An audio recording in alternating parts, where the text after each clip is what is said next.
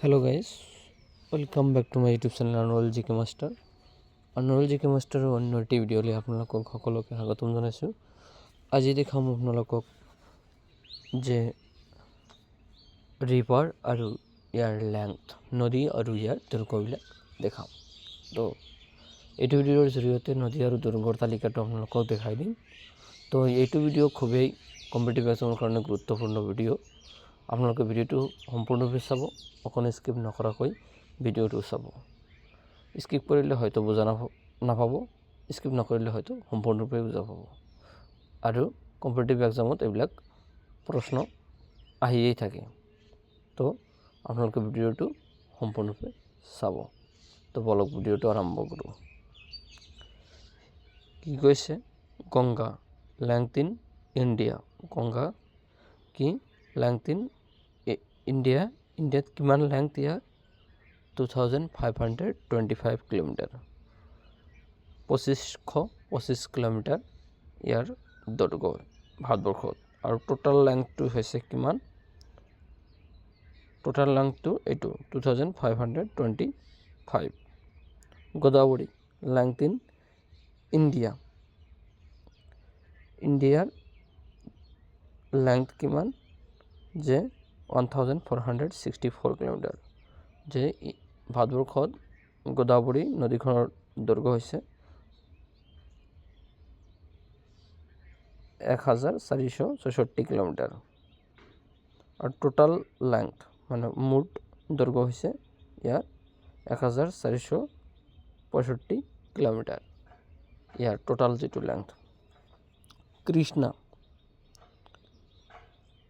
কৃষ্ণা নদীখনৰ দৈৰ্ঘ্য হৈছে ভাৰতবৰ্ষত কিমান? 1400। যে 1400 কিলোমিটাৰ হৈছে কৃষ্ণা নদীখনৰ দৈৰ্ঘ্য ভাৰতবৰ্ষত। আৰু টোটাল লেংথ সৰ্বমুঠ যিটো দৈৰ্ঘ্য সেইটো হৈছে 1400। তাৰপিছত যমুনা, যাক আমি য়মুনা বুলি কওঁ, লেংথ ইন ইণ্ডিয়া। যে ইয়াত ভাৰতবৰ্ষৰ দৈৰ্ঘ্য কিমান? যে ইয়াৰ ভাৰতবৰ্ষৰ দৈৰ্ঘ্যটো হৈছে 1376 কিলোমিটাৰ, 1376 কিলোমিটাৰ ইয়াৰ ভাৰতবৰ্ষৰ দৈৰ্ঘ্য।